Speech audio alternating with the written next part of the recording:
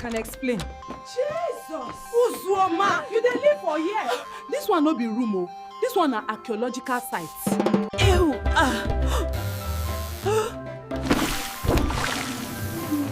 It's not that bad now. Once upon a time, in the calm, palm tree-swaying village of Ebonyi, there lived a girl named Uzuoma, the kind of girl that would make even the most disciplined village boys forget their way to choir practice. Uzuoma's beauty was the kind that could cause small arguments at the borehole. Her body was like a carefully drawn map, curves at the front, curves at the back, and attitude everywhere in between. When she walked through the village square, the market women paused mid-haggle. One would whisper, "See shape? Nah, this kind girl, way daybreak, heart without apology."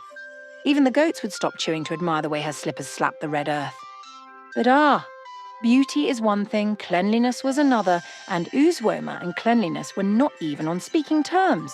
In fact, dirtiness was her best friend, roommate, and business partner. If Dirt had a WhatsApp group, Uzuoma would be the admin. At home, it was her younger sister Adunma who did everything. If hard work were a person, it would have Adunma's face. She washed plates till her fingers looked like they'd done a PhD in detergent. She swept the room, cleaned the windows, and still helped Uzuoma wash her mountain of clothes that looked like a second Mambila plateau. Whenever Adunma complained, Mama would simply laugh, tying her wrapper and shaking her head with motherly diplomacy. "My daughter, no vex. Your sister go soon leave this house. You fit no see 'em again after school." But Uzuoma, with her hand on her waist and one eyebrow raised like a Nollywood actress, would reply, "That one na una business o. Me, I no like stress. I go study hard, get better job, make big money and hire maid. I be Miss Smart, not Miss Maid." Adunma would glare at her. "So I be Miss Maid Abby? No wahala. I go see who go wash your clothes again." Then Uzuoma would flash her toothpaste commercial smile and say, "Adunma baby, don't be angry, jewel. I go buy ice cream for you later." Ice cream, Uzuoma's universal apology language. Then the great day came admission into UNIZIK, Auka. The entire family celebrated. Mama danced a zonto. Papa killed a chicken. Adunma smiled in relief, not because she was happy her sister was progressing, but because she was finally free from a lifetime of laundry slavery. But when Uzuoma got to Auka, my sister, reality hit her like Nipa light on a sensitive bulb. There was no Adunma to sweep the room. No Mama to shout, "Wash those plates before fly begin form community meeting." No Papa to fund her weekly sachet water hair wash. Just Uzuoma and the full consequences of I know like stress lifestyle. Her new room at the hostel started clean for the first 3 days. By day 4, the floor looked like it had fought and lost a war against Indomie wrappers. By week 2, the room started developing its own identity. By week 3, mosquitoes began to apply for tenancy. If you saw her on campus, you'd swear she bathed in milk and honey. Her perfume could resurrect the dead.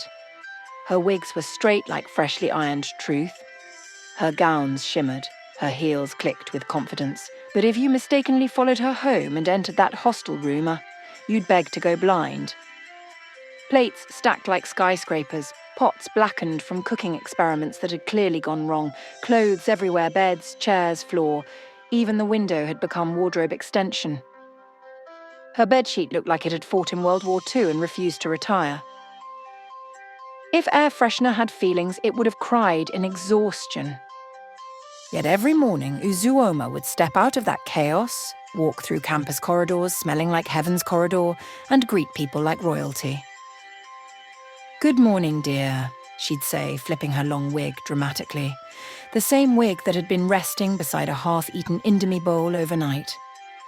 And, if you ever visited Uzuoma's room, you wouldn't forget it in a hurry even if you tried hypnosis. That room had a life of its own. When you opened the door, a wave of smell would greet you like a friendly ghost. Not entirely bad, not entirely good, just a complex perfume of yesterday's stew, forgotten indomie, and ambition. The room was a war zone between academics and hygiene had clearly surrendered.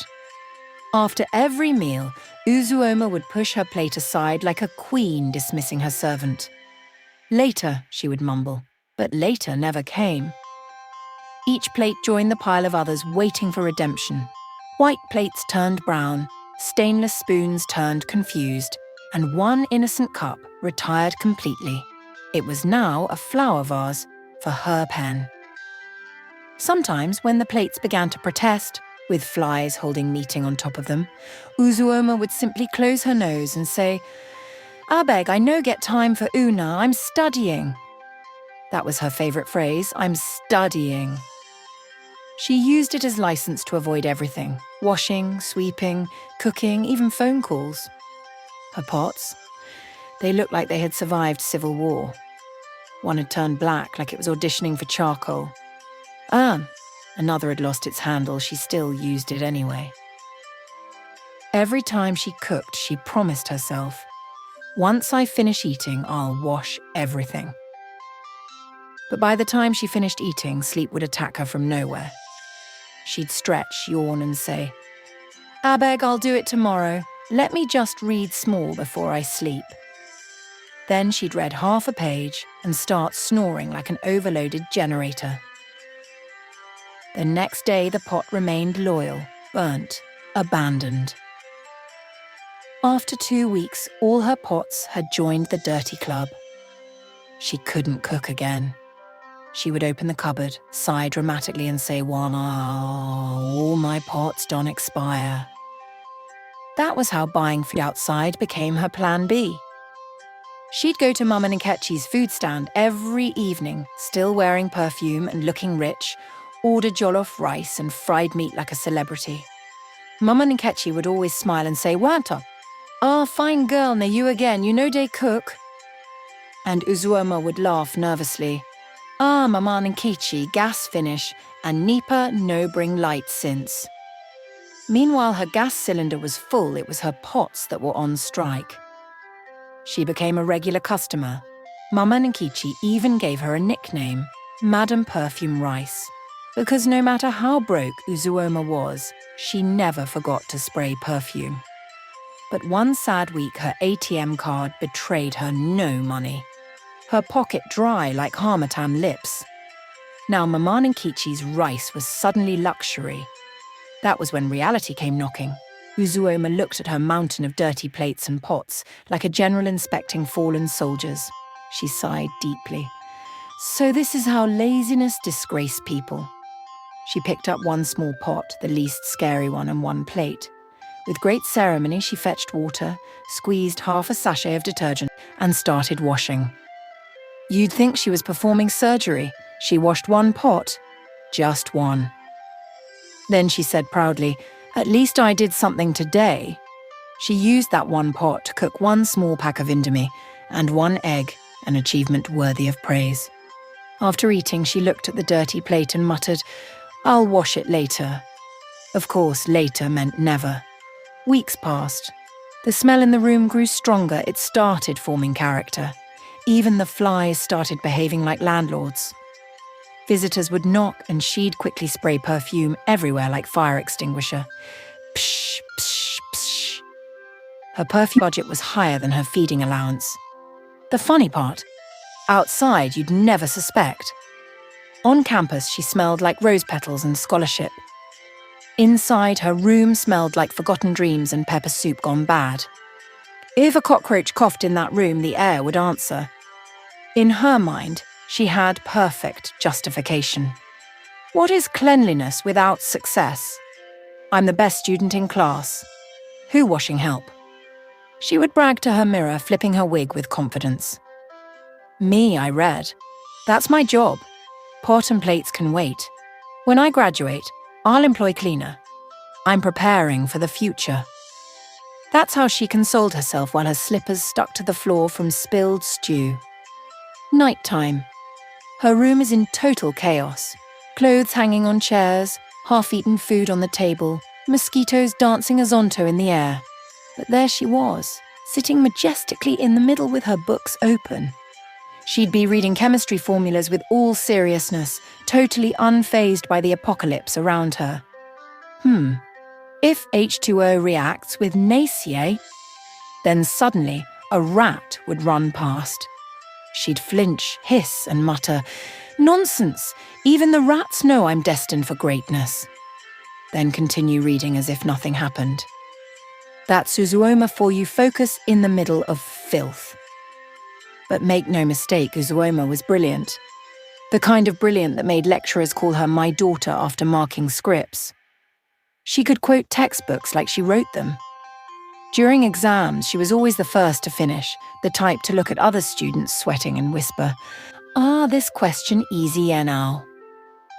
So, even though her room looked like a survival camp, her GPA was pure luxury. She made new friends, Natasha, Chidinma, and gift-clean girls, polished girls, always with body lotion and well-folded bedsheets. They loved Uzuoma because she was smart, confident, and stylish.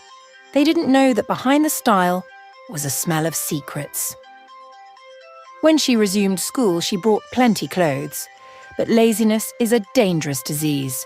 She wore everything and washed nothing. Eventually, she narrowed her wardrobe to 2 gowns. The blue gown, a loyal companion, doesn't show dirt easily. The black gown, elegant, hides all sins. Those gowns saw it all. Lectures, blue gown. Tests, black gown. Group presentations, blue gown again with extra perfume. Church, black gown with wig repositioned and confidence renewed. Her underwear followed the same lazy philosophy. Wash once a week if it starts protesting, otherwise perfume it and proceed. It started small, a whisper in the library, a puzzled look in the cafeteria, a furtive screenshot of Uzuoma's outfit again on Natasha's phone. The 3 friends were used to calendar-level consistency from Uzuoma. Flawless makeup, perfect gowns, immaculate hair, and results that made professors beam like proud fathers. But people don't normally live on 2 gowns and 3 sprays of perfume for months without a backstory. So, Chidinma, Natasha, and Gift formed a private chat group they named Operation Blue Black, the gown's official code name. They had one simple, slightly nosy, extremely determined goal: find out why Uzuoma never invited them to her room, despite constant promises and a public obsession with studying together. It all began innocently enough. Her besties, Chidinma the gentle, Natasha the drama queen, and Gift the comedian, always wanted to hang out with her. They studied together almost every evening, and each time one of them would say, "Natasha, babe, let's read at your house today now. We don't tire for my hostel, no light, and my roommate day watch movie since morning." Uzuoma, smiling too fast. No, my place no fine today. My landlord day fix the bulb. Let's go to your place instead. be like say your own, get better breeze." Next week, Chidinma. Uzuoma, your room must be peaceful for reading. Let's go there. Uzuoma, laughing nervously. Ha ha ha. I for say yes, but my neighbour they do birthday party. Let's go to Gift's place instead. Her hostel get generator na. And another week again. Gift. Beg, this time we dey come your house, we never see am before. Uzuoma, pretending to look busy. My gas day leak small. I call plumber make a fix am. You know say safety first. It was always something. Landlord fixing bulb, plumber fixing gas, neighbour shouting, cousin visiting, snake chasing cockroach, anything just to avoid visitors. The friends began to look at each other suspiciously. After weeks of repeated excuses, Gift finally said one afternoon, "Wait, this are Uzuoma fit be ghost. Maybe she no even get room for hostel." Natasha added, "Abby she dey stay for one secret mansion. She no one make we see. Or maybe she get sugar daddy hide for there." Chidinma, always the calm one, said quietly, "Something no balance. We must find out what she day hide." The 3 of them exchanged mischievous glances. that's how the secret mission began. One sunny afternoon after class, they decided to follow her secretly. Uzuoma, unsuspecting, strutted out of the lecture hall like a beauty queen on duty. Her perfume trailed behind her like a royal announcement. The three friends tiptoed behind Mission Impossible style. Every time Uzuoma turned, they quickly pretended to be buying groundnuts, adjusting shoes, or reading posters that said, "Vote for Nan's president." They followed her through the small campus gate, across the dusty road, and finally to an old compound with peeling paint and clothes hanging everywhere. Uzuoma entered one of the rooms and closed the door.